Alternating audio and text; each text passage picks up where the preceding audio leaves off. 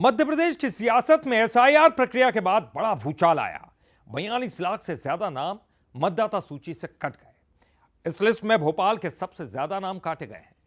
तो ऐसे में विपक्ष ने लगाए हैं वोट चोरी के गंभीर आरोप। सरकार का यह कहना है कि यह संवैधानिक प्रक्रिया है, लेकिन राजनीति की इस जंग में अब सबकी नजरें फाइनल वोटर लिस्ट पर है। एसआईआर प्रक्रिया के बाद मध्य प्रदेश में पहली ड्राफ्ट मतदाता सूची जारी कर दी गई है। मुख्य निर्वाचन पदाधिकारी संजीव कुमार झा के मुताबिक प्रदेश में 42,74,160 मतदाताओं के नाम कटे हैं।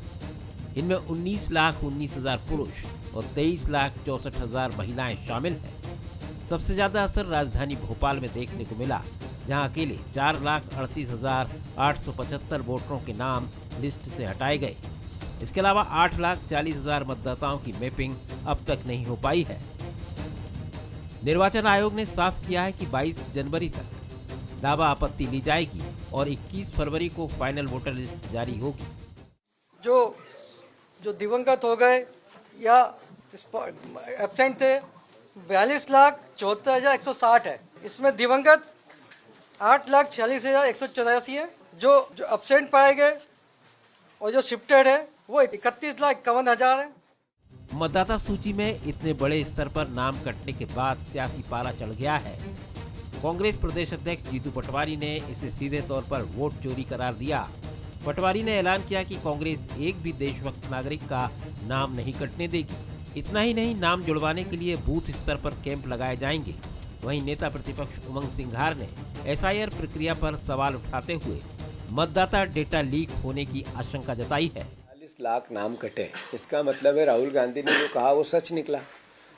30 लाख के आसपास बीजेपी आगे थी और अपनी सरकार बनाई और 41 नाम गलत आए। यानी 30 लाख वोट वही थे जिनने वोट की चोरी हुई थी। कल से 24 तारीख से हर बूथ पर विधानसभा वार हमारी मॉनिटरिंग सिस्टम लगेगा और हम एक भी देशभक्त नागरिक का नाम नहीं कटने देंगे। मध्य प्रदेश में कई कहाँ के विदेशी घुसपैठिए आ गए, कहाँ बांग्लादेश के आ गए, पाकिस्तान के आ गए, लेकिन घुसपैठियों के नाम पर मध्य प्रदेश के अंदर कई सालों से रह रहे उन लोगों के नाम काटे जा रहे हैं। तो ये बड़ी एक किस प्रकार से लोकतंत्र के साथ चुनाव आयोग खिलवाड़ कर रहा आप देख सकते हैं। बीजेपी ने कांग्रेस के आरोपों को सिरे से खारिज कर दिया है। कैबिनेट मंत्री राकेश शुक्ला का कहना है कि एसआईआर कोई राजनीतिक मुद्दा नहीं बल्कि संवैधानिक प्रक्रिया है। कांग्रेस को यही सब दिखता है, इसलिए उसकी ये हालत है। वहीं बीजेपी विधायक रामेश्वर शर्मा ने कांग्रेस पर सीधा हमला करते हुए कहा कि विपक्ष ये तय नहीं कर पा रहा है कि वो चाहता क्या है। जो वोट कटे हैं वो एक निर्वाचन आयोग के उसमें मंशा के अनुरूप जो उन्होंने जिस तरीके से उन्होंने जो अपना कार्यक्रम बनाया, जो वोट है नहीं, जो डबल जगह हैं, उसमें कई जो प्रकार हैं उनके उसके आधार पर कटे। उसमें बीजेपी कांग्रेस तो कहीं आती नहीं है।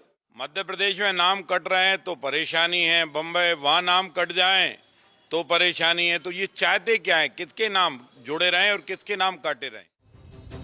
इस सियासी खींचतान के बीच देश के पूर्व मुख्य चुनाव आयुक्त ओपी रावत ने कहा कि चुनाव आयोग को धमकाने वाली भाषा नहीं, भरोसा बढ़ाने वाली भाषा का इस्तेमाल करना चाहिए। ईवीएम पर सवाल उठाने को भी उन्होंने गलत बताया। रावत ने कहा कि सत्ता और विपक्ष दोनों ने अपने अपने दौर में ऐसे सवाल उठाए हैं। इस बार थोड़ा ये भी बहुत ज्यादा प्रचारित किया गया कि अगर आपने गलत जानकारी दी तो आपको 1 साल की जेल हो सकती है। अब इलेक्शन कमीशन ने कभी भी डरा धमका के काम नहीं किया, क्योंकि डराने धमकाने से क्या होता है कि जो अपैथी है वोटर की वो बढ़ जाती है। वैसे ही उसमें अपैथी रहती है कि अरे कौन जाए, झंझट है वोट डालना है, कौन जाए अपना नाम लिखवाने। फिर अगर आपने ये और जड़ दिया तो उसके मन में और ज्यादा आ जाता है कि अरे भैया ये झंझट का काम है, अगर गलत जानकारी हो गई तो फंसेंगे। कुल मिलाकर मध्य प्रदेश में एसआईआर प्रक्रिया बड़े राजनीतिक संग्राम का रूप ले चुकी है। 42 लाख नाम कटने के बाद भरोसे और पारदर्शिता पर सवाल खड़े हो रहे हैं। क्या इतनी बड़ी संख्या में नाम कटने से विधानसभा और लोकसभा क्षेत्रों की डेमोग्राफी बदल जाएगी? अगर ऐसा हुआ तो आगे आने वाले चुनावों में इसका असर नतीजों में देखने को मिल सकता है। Bureau report, Bansal news.